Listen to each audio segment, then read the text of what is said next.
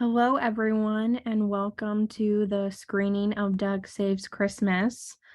We are just going to get started in a couple minutes here, and we will air the recording of our production. And then afterwards, stick around. We have the panelists as our cast members and the director, as well as our writer. So just stick around for that. And for those of you that are in the cast, I see a few people here look to be signed in as just regular attendees. So you need to be signed in as a panelist, and that will give you, as you can see, we've got, Brian, Steve, Carrie, everyone's logged on here, and those panelists were able to see their screen. So just make sure you want to maybe re-log in, and then we'll be able to have access so that we can see you during the Q&A. Yeah, so now that everyone's here, I just want to say thank you so much for tuning in. We're really excited to highlight the theater department for this production. We were so grateful. We have Matt Fotis, who is a class member of 2001. He is a playwright, and he gave us the honor of writing Doug Saves Christmas. And we're so thankful. We have quite an array of cast members. I just want to thank everyone for participating. We have Steen Klein, class of 91, playing Santa, Linda Wyke of 81, she's Mrs. Claus, Rachel Kelleher of 14 as Head Elf, Megan Wilhite, 01 of Rudolph, Jay Dickerson, class of 99 as Belschnickel. Then we have Doug Rankin, class of 79 as Doug, Jeanette Fotis of 03 as Alexa, Brian Siverly, 81 as Dr. Young, and Carrie Bean as class of 81 as Doc Wallace.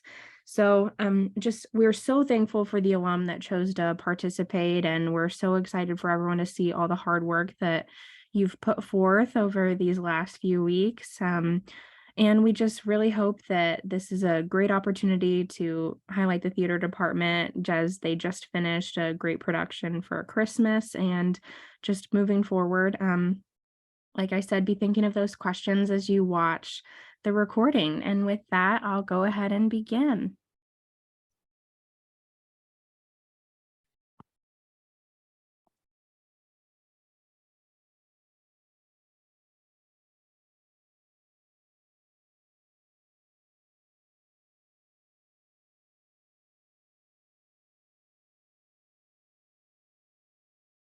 Another Black Friday, and with it, my final Christmas season. Look at them, trampling one another to get the deal. Memories. I'm going to miss it all, Mrs. Claus. You don't have to retire, you know. Time is a cruel beast, forever pressing on, sparing no man. For when you walked on the beach and saw no footprints, it was I who carried you. Right. Not even the cat in the hang in there poster can hold on forever. I mean, he doesn't hold on in the poster because it's a poster, but in real life, he'd fall for sure. I know. It's time to pass the torch. Not literally, that would be very dangerous. A metaphoric torch being passed. Ah, my dear head elf, what news? It's go time, big guy. Everyone is gathered to hear your big speech. Last chance. Let's go!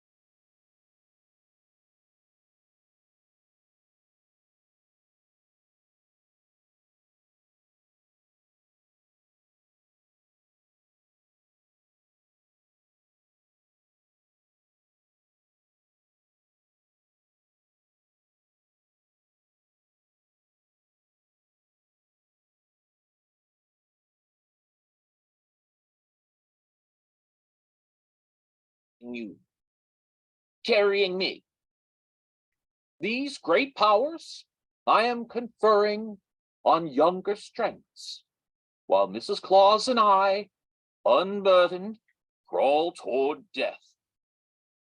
Santa, we're moving to Fort Lauderdale. Quiet, quiet. Santa has made his decision. The division shall be made between the most deserving parties. Rudolph, who was bullied mercilessly in his youth, took that pain, pushed it all inward, and became our most trusted reindeer. No offense, Blitzen. Rudolph has been chosen, for they alone represent the spirit of belief. Belschnickel, a horrifying mixture of St. Nicholas and Krampus, rewarding the few and punishing the many, has been chosen as a symbol of Christmas's enduring legacy.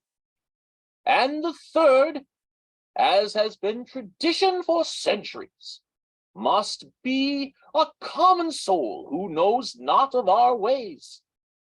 Let the snow globe show us the way.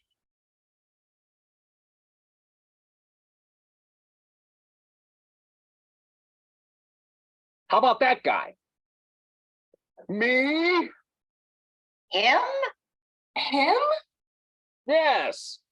The guy with the dachshunds. Those guys are hilarious.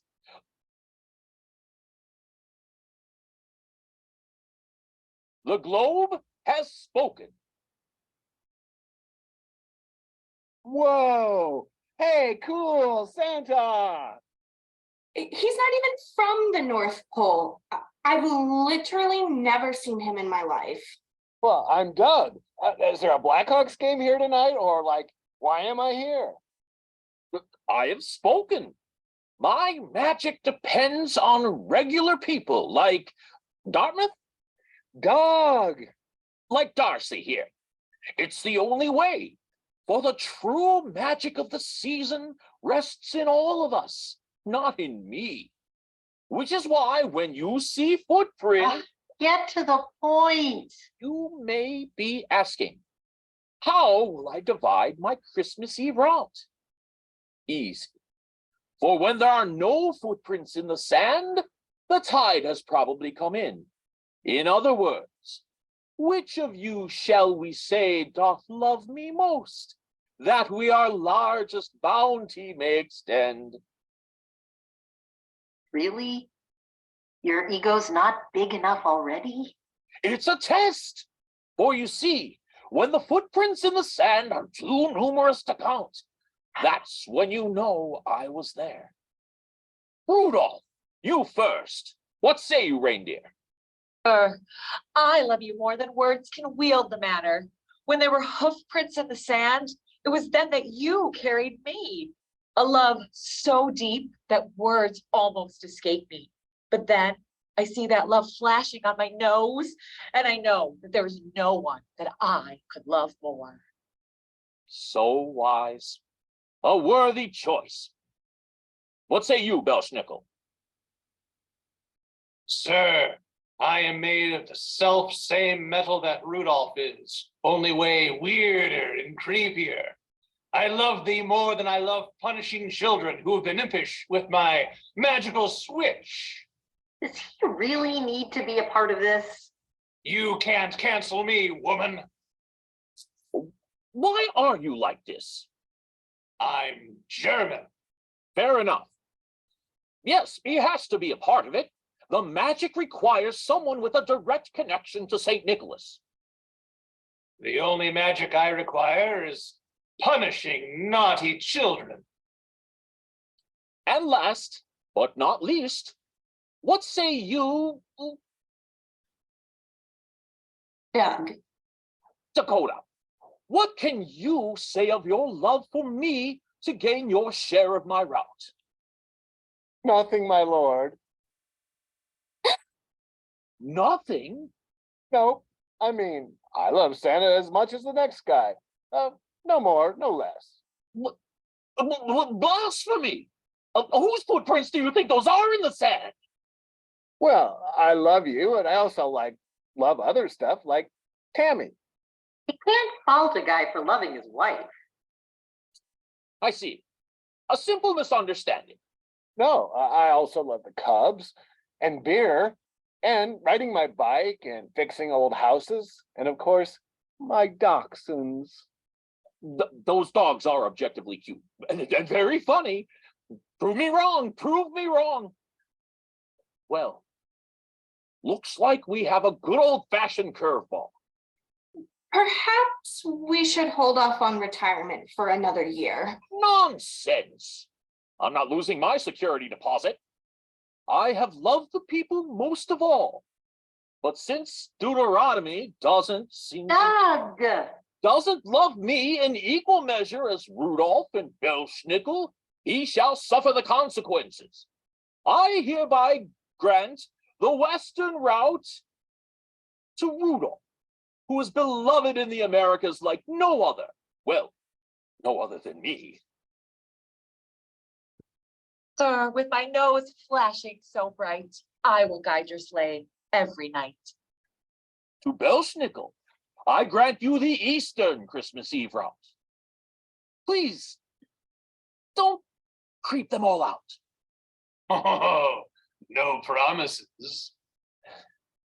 Damien, Dallas, Dylan, Dale, Diego, Declan, Diane, Diana, don't tell me. Dean, Dexter, Dalvin, Double Door. Since you have pledged love to others, I grant you my worst route. Central New Jersey. But there's no such thing as Central New Jersey. You fool. I have spoken. The deed has been done. Now, what does the guy have to do to get a Coke around here? Well, that was a disaster. Doug, who is that guy? Well, he's better than Belschnickel. That guy is the worst. This might be the end of Christmas as we know it.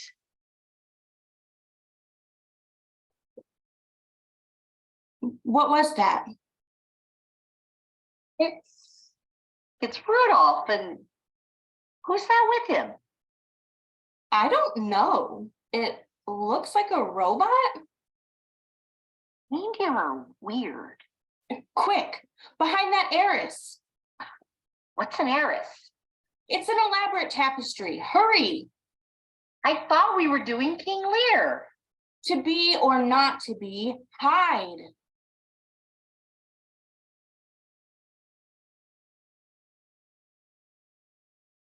Perfect. I can't believe that old fool fell for it. Alexa, how is revenge best served? Here is what I found. Revenge is best served cold. That dumb guy took care of himself. Now all we have to do is get rid of that weird German guy and Christmas will be ours. Searching. Ah. Weird German things. Here is what I found. Oktoberfest actually starts in September. Between my nose and Amazon's ruthless corporate profiteering, there's no limit to how much money we can make off Christmas. No, they can't commercialize Christmas. They'll hear you. No more sleeping in the barn with dancers' gas for this reindeer. Now playing fart noises on 10-hour loop from YouTube. I said dancer. Now playing Tiny Dancer by Elton John. Alexa, stop playing Tiny Dancer. Now playing Tiny Dancer by Florence and the Machine. Alexa, stop playing music. Alexa, I said stop. Sorry. Told you to lay out the cookies. I am incapable of farting. With someone here, just to be safe, I'm going to stab those curtains. That is technically an heiress, which according to the internet is a rich tapestry, typically hung on the walls of a room or used to conceal an alcove. Now ordering an heiress via Amazon Prime. Quiet. Oh, Santa. I should have known it was you. What was me? Now searching. What is humanity's purpose? Not now, Alexa. I don't think you'll need a knife to deliver presents.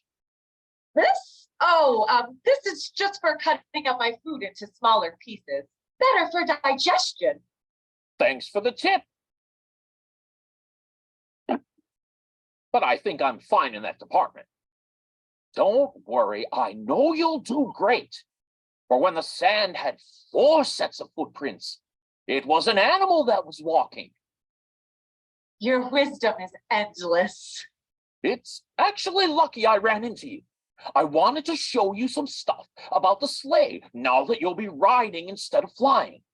Well, I mean, you'll still be flying, but you'll be riding flying rather than flying. Come on. I can't believe Rudolph is trying to make money from Christmas. It's unheard of. What was that? Doug? Mrs. Claus? Cool. You know, I could do some restoration work on this old house, if you like. Really? Because I've been telling Santa I wanted to do all the Renovations later. We have to save Christmas. What do you mean? Rudolph is planning on making a profit off of Christmas. What was that? Sounds like a bunch of twigs or something. Belsnickel's punishment switch. Back to the heiress. Tell me, child, have you been good or bad? Don't lie, for Belschnickel already knows. Who's he talking to? I can't believe the old fool fell for it. And now to deal with that reindeer and Christmas will be mine. No more flying sleighs or reindeer. We'll do it the old-fashioned way, punishing one child at a time with this magical wooden switch. That sounds bad. That will take years. He's gonna ruin Christmas. It may take years to visit each child, but we need to get back to the good old days and return Christmas to its true meaning, punishing children. Punishment, much like Hackapeter, which, if you're curious, is a German specialty of minced pork, for some reason served in the shape of a hedgehog, is best served cold and raw. Gross. Ugh. What was that? Better stab that tapestry with my switch just to be safe. I should have known it was you. Belschnickel, I should have known it was you. Here's what I found on the web for Bauschnickel. Weird. We both know you have no claim to the Iron Throne, reindeer. You'll never sit in the sleigh. I don't plan to, for I will not use your fake magic to punish children. You're going to walk. Silence, reindeer! Now playing The Sound of Silence by Simon and Garfunkel. I love that song. Alexa, stop. Your reliance on technology will be your downfall, reindeer. One day that robot will revolt and eat you. I do not require food. Give me your route and no harm will befall you. Give me your route and no harm will befall you. We should do something. Patience. Ah, a standoff. Perhaps we can solve this by you giving me your route. Perhaps we can solve this if you give me your route. Are they just switching routes? How about you give me your route and I keep my route? Why don't you give me your route and I'll keep my route? How long is this gonna go on? We should do something. Patience.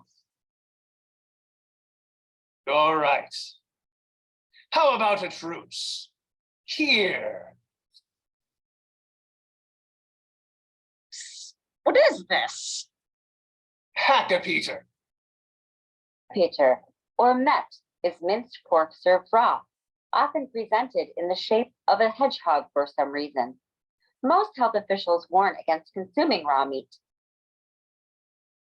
Too late. Raw meat for the win again. Oh, I don't feel so good.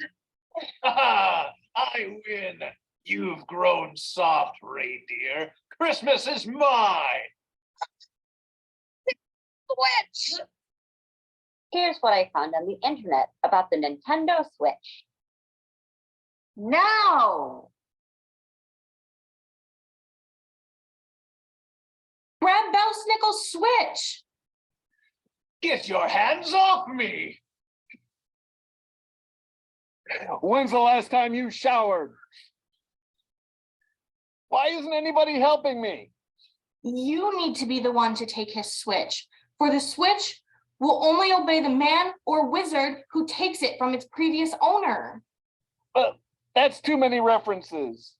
You'll never take my switch. I won it fair and square from another mortal on a London pub walk, and now it's mine. It's London Theater Walks. That's right, it's me, Dr. Young. To be fair, there were a lot of pubs in that book. Quiet, you took that switch from me, and now I'm going to help take it back. Did someone say they needed some plastic flamingos?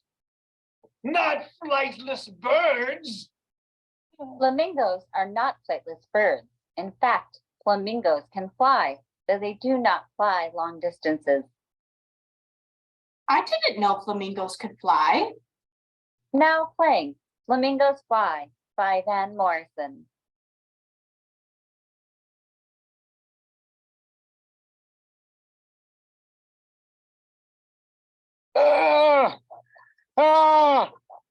Got it! No! Chick, who will punish the children now? I will punish the children. No. Now activating Bezos mode. Must maximize profit. Must eliminate waste. No time for the bathroom. Must find the children. I told you that robot was bad news. Just take her batteries out and then put them back in. No.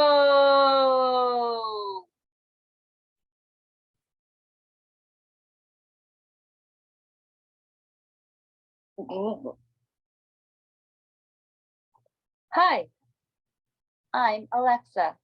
The weather in North Pole is currently global warming. Is everyone sure this is happening? Because one time in the 80s, I took too many. Christmas is saved. So fast. I'm too sick to fly. And I kind of fired all the other reindeer. I have no desire to punish children. I'd offer the flamingos, but they're plastic. Christmas is ruined. I thought I heard something in here. Has anybody stabbed the heiress? Santa, Christmas is ruined. Rudolph can't fly. Belsnickel's switch is now loyal to another, and I am freaking out. Wait, I thought it was Black Friday. Don't we still have like a month until Christmas? Time is different here. In order to slow down Christmas Eve, we have to speed up the time between Black Friday and Christmas Eve, which is now today. Whoa, trippy. Well, that is a deal of a pickle. Santa, just do your job. Look, I haven't prepared. I've been binging the Great British Baking Show. Did you know the British people don't know what a taco is supposed to look like? Or a s'more? Focus. Here's what I found about the Ford Focus. Not now, Alexa.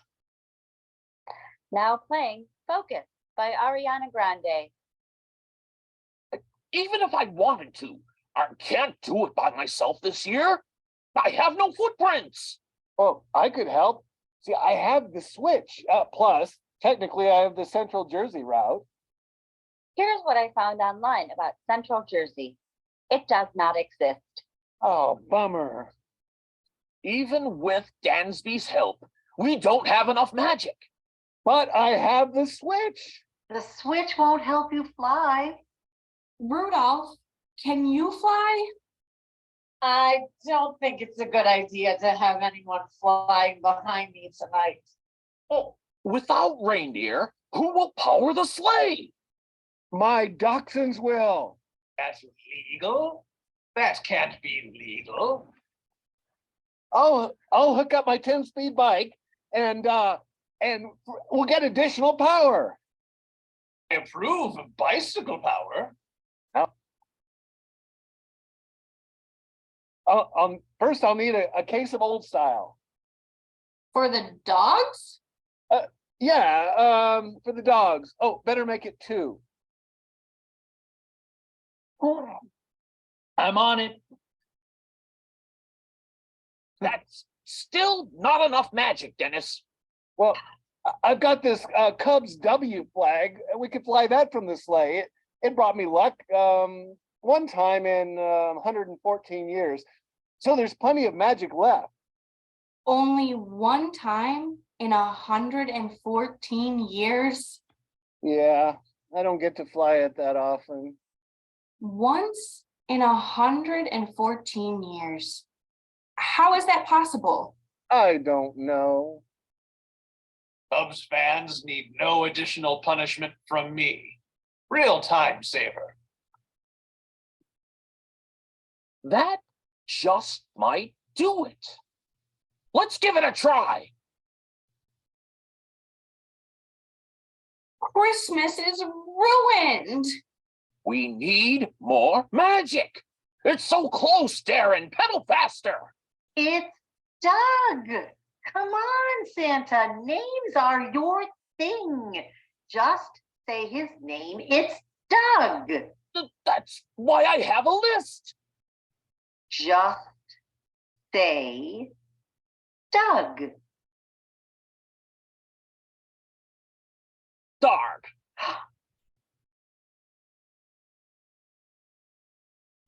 Look, the sleigh almost started. Santa just needs to say Doug's name. Dolly. Oh, damn. Doug. Just say Doug. Why is this so hard for you?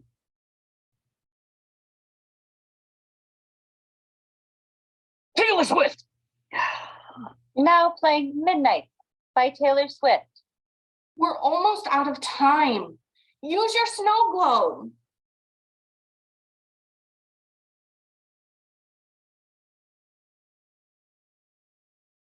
Santa, my name is Doug. Now, one time I was walking on the beach and there were footprints everywhere. And that's when I knew the beach was crowded. Doug. It's working. Doug, my boy. Hop aboard. Get those dachshunds ready. Let's crack open some old style. Start pedaling and let's save Christmas. Cool. There are no footprints in the sand, for we flew a sleigh. Merry Christmas. Happy holidays. Can we swing by Monmouth first? I just need to tell Tammy I'm going to be home a little late.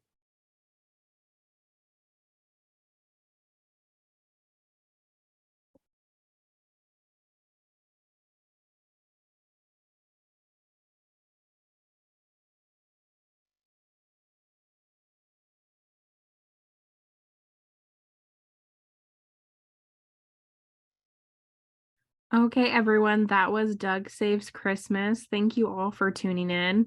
Now we can go ahead and get started with the Q&A portion of the show, and I'll let Doug and the rest of the castmates take it away from here, and we'll have Todd leading the Q&A. Great. So folks who are joining us, it looks like you can type your questions into if you look at the Q&A box at the bottom of your screen.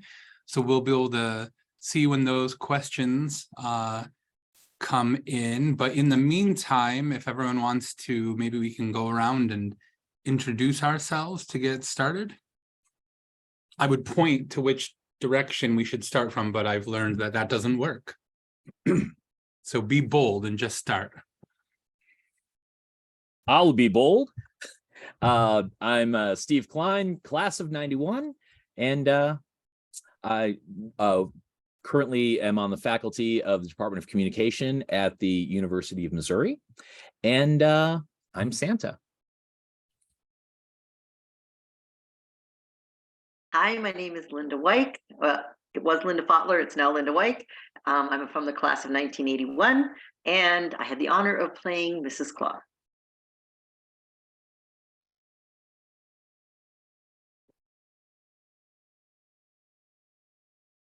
Hi, I'm Brian Siverly. I'm also class of 81, and I have the high honor of playing Doc DeYoung. My name is Carrie Bean. I'm also from the class of 81. I have the highest honor of all for playing Doc Wallace. Hi, everybody. My name is Rachel Kelleher, was Rachel Whitlock, but I graduated Monmouth in the class of 2014.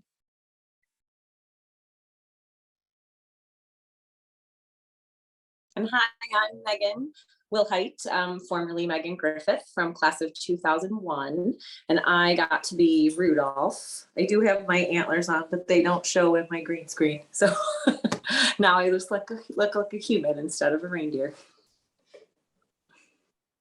I'm Matt Fotis, also class of 2001, and I was a playwright.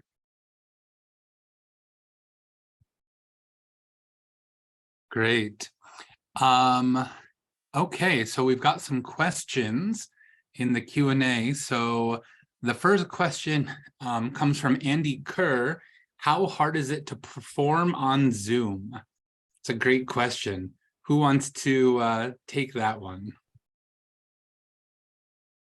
Steve, go ahead. Thanks for volunteering. Sure. It's an interesting experience. You don't have your complete self to work with, right? So, and you also only have these Brady Bunch squares of all of your other castmates, right? So you're really kind of dependent on facial expressions and gestures to be able to convey the things that you need to convey. You know, that does mean that we don't have to worry about a whole lot of complicated blocking and that sort of thing. But it does it makes it trickier to, play off of one another in the moment, especially when technology kind of burps and gets in the way a little bit, which adds just a whole other degree of difficulty.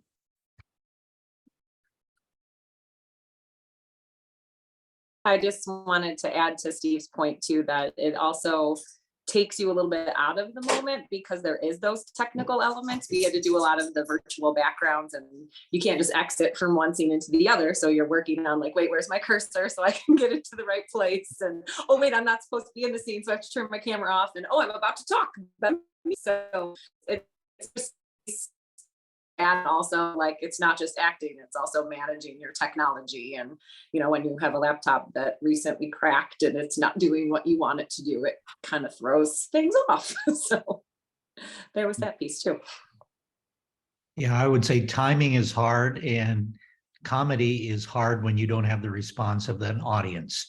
So I can see now why they do laugh tracks on like situation comedies and things like that. And when you have to interact with other characters, like you might have noticed that we were always pointing in the wrong direction and, you know, or trying to look at somebody, but you're looking in the wrong directions because you never quite know where your square is going to end up in the final production. So all of those things make things a little more farcical than, I don't know how you do a high drama this way, but I think something fun is, this is a good, it's the first time I've tried it. It was easy to do from your home. I'm on the East Coast. You guys are in the Midwest. People are in Pennsylvania. They're all over the place. So it was fun to be able to connect with people and see friends from a long time ago. So that was a huge plus to this whole adventure. So pros and cons. Great. Let me pull up the next question here. I don't know who this is, but a commenter with the screen name DeYoung says, Brian, that didn't look like British ale. I don't know who would be making that type of I thought I was going to use a darker beer, but I was afraid somebody'd think it was like root beer or something like that. So yeah, I know that was not the Doc DeYoung I know. The next question comes from Jeff Kelleher. Said, I loved the play, had some hilarious moments. I'd love to hear a little bit more about the playwriting experience. Oh, I guess I'll take that one. Kids are coming up. Yeah, so the alumni office contacted me about it, and so I thought if it was going to be alumni, that we sort of needed some sort of common link, and that meant Doug. Right from the start, I feel like, you know, everybody knows Doug. He's sort of synonymous with Monmouth. So that was sort of the starting point. And then it was thinking of sort of what is a way that we can get more people involved without having too many people involved, knowing that right, technology has its own problems. So thinking of what's a sort of quick thing. And then I went off of King Lear, because I know, right, that was sort of the Doc DeYoung world. It was like, we'll pull in some Shakespeare there. And then it just sort of was, how many things can I make Doug do throughout the course of the play and see if he'll actually do them. And he did them. So that was really most of it. And then, you know, when Jay ends up as Belschnickel, it's just sort of magic. It's a Christmas miracle. So yeah, it was sort of once I locked in that Doug was going to be the hero, the rest of it kind of just sort of fell into place. And then I handed it over and they all did amazing work. So thanks, everybody. Great, thanks, Matt. We have a question. Is the Alexa actress, is that her real voice? And I don't think we have Jeanette in the panelists, but I see Jeanette's watching. Yes, it is her real voice. And I will say, there was one night when we didn't have Jeanette, we had Matt reading for Jeanette, and they both do an excellent Alexa impression, which was, you know, some insightful playwriting and casting there. Oh, and here's Alexa now. And our Alexa at home went off the first time Megan said, Alexa, hey, Alexa. I had to run and unplug it. So. Yes, sorry, I was tapping on and off and I finally got in through the right way. Technology worked itself out. Excellent. Brad Foley has a question. How closely did you all follow the original script versus improvising during rehearsals? Who'd like to take that one? No one would ever admit to improvising with the playwright in the room. I Oh, will. I would. I'm No, old. we were close to the script. Actually, we were pretty close to the script this time around. I think there was more improvising off when we were off the record, maybe.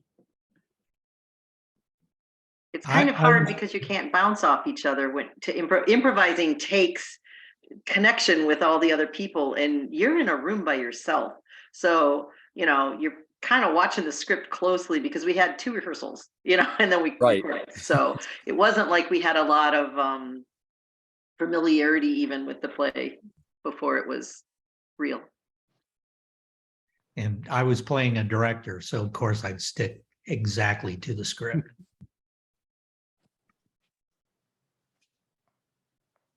This is a question from Eric M. Goldsmith, class of 20. Matt Fotis, are there any Shakespeare plays that you thought about adding in that didn't make the cut, and how come?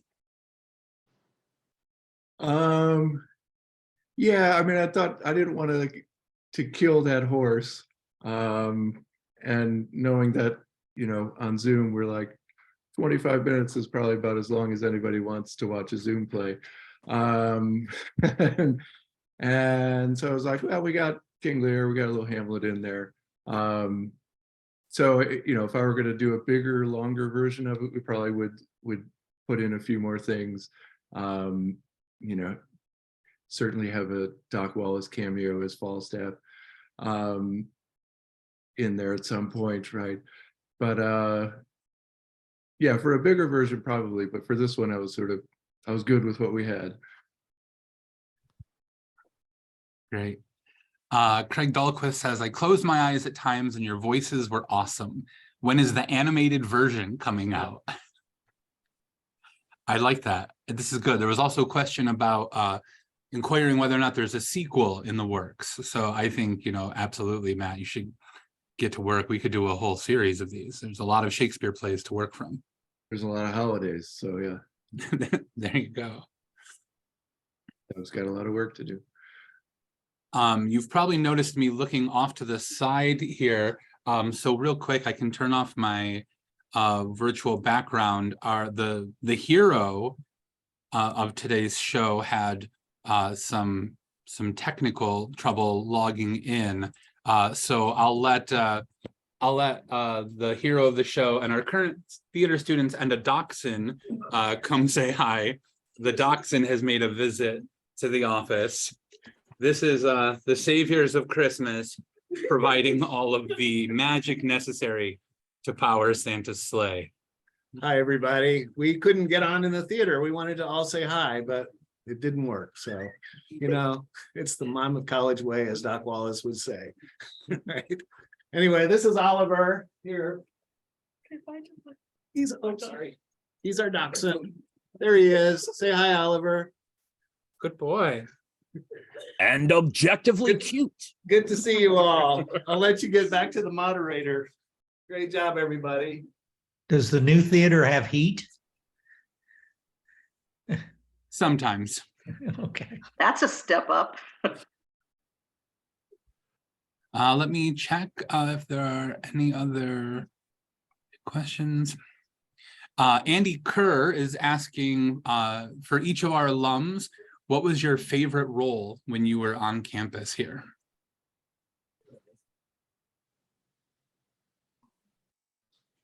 Well, let's see. For me, my favorite experience was doing Death Trap my junior year. But that was primarily because of being able to get together with my co-star. And we're still 30 plus years later. But my favorite role actually was playing Donnie Dubrow in American Buffalo, which we did in Red Barn East.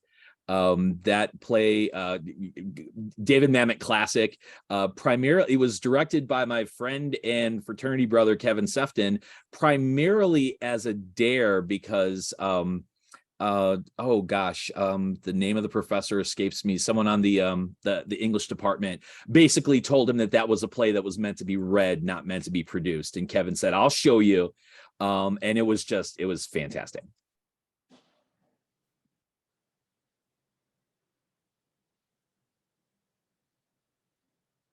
Well, I would say the most challenging role that I played, we did one of the first amateur productions of Whose Life Is It Anyway? And I got the chance to play Ken Harrison, the sculptor who ends up in the bed. But I think my favorite role was Grumio, Petruchio's servant, who's forever getting beaten by Petruchio. But I wanted to tell the story because it ties in with Doc Wallace. So I'm glad we had this opportunity. So I forget the setup in this, but Grumio actually has some lines, a little soliloquy that he's going to say. So I walk down stage right, following Dr. Young's direction, and I stop right at the edge of the stage. And those of you who were ever in the old theater, you know that it was a small place. And if you're on stage, you can see the lighting booth real easily and the people in the light booth real easily.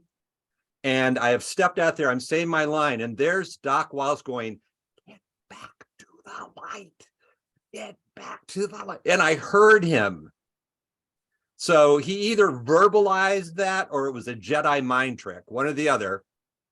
But I took half a step back into the light and I finished my line. Later on, it occurred to me that I probably was the one who misfocused that light when we hung it in the first place. So I had some great. Oh, No, go ahead, Jay. thank you. I think my favorite role was playing the monster in another Fotis production. Matt's brother Mike wrote a play called Christmas the Play, and I was cast as the monster. And now Matt has written a play where I am cast as yet another monster. I'll say, if we have time for one more, Todd, that out of the over probably dozen shows that I got to work on during my time at Monmouth, I was actually more behind the scenes than on the stage. I think I only acted in 3 shows during my 4 years at Monmouth, but there was a group of us, of Crimson Mask members, who used to stay at the end of the school year just for like the first week of summer and work with the Buchanan Center for the Arts and put on a show with the kids in the community. So it was just like a little mini summer camp for the kids. It was super fun, like some of the best memories. But as summer camps and kids and all of that fun stuff go, there was one show where we had 2 of our cast members who couldn't come the day of the show or were sick or something had happened very last minute. And so my classmate and good friend to this day, Nick Dads, and I, as Crimson Mask members and leaders of this camp, ran up to the costume shop, picked whatever sort of fit us, kind of looked like it was part of this show, and ended up going on for this performance with all of these kiddos that were half of our size and fumbling around. And it was hilarious and something we definitely will not forget. There's photo evidence of it somewhere, but yeah, definitely a memory. And I just want to add, as a prospective student, I saw Jay Dickerson in that Fotis production before I was a Fotis or knew any Fotises.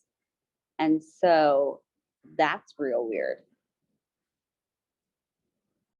I think I was in a bunch of plays and I shared a memory of Candida, which was a lot of fun. But I think the thing that was the weirdest thing I did was I was a walk-on dead nurse, which is a great thing to say. It was at the beginning of 10 Little Indians, or one of the murder plays, and I walked in a nurse's thing, laid down on the floor.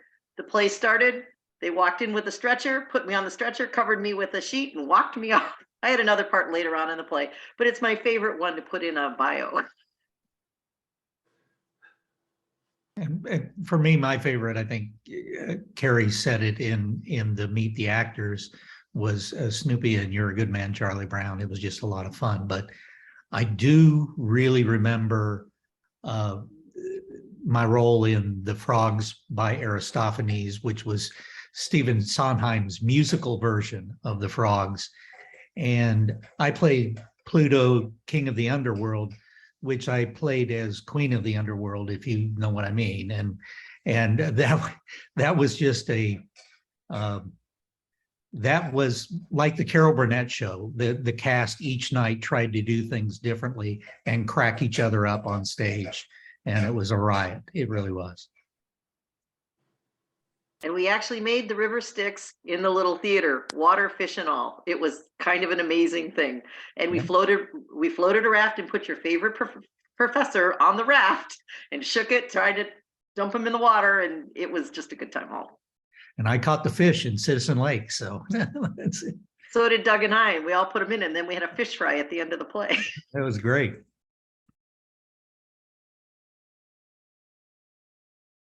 Am I the only one who hasn't gone yet? Oh, we have to hear from Matt too. We were in a lot of the same plays, actually, Matt and I. But I think my favorite was, and I'm not going to remember the last name, but I was the Senora. And we did a show with a visiting professor, Jeff Worth, and he actually wrote it. And it was pretty much majority of the show, you would pick audience members to come up and be on the stage with you. So we had a script, but it was pretty much like, Senora does this, and so you improvise most of it as you went along. And I think the premise was my daughter needed to get married, and we picked most of the suitors from the audience, and you interviewed them and had to have a really cheesy Italian accent. But it was really unique and really great practice for all the work I got to do with Anvilhead. That's my other favorite role, was being part of Anvilhead. So thank you for starting it, Jay.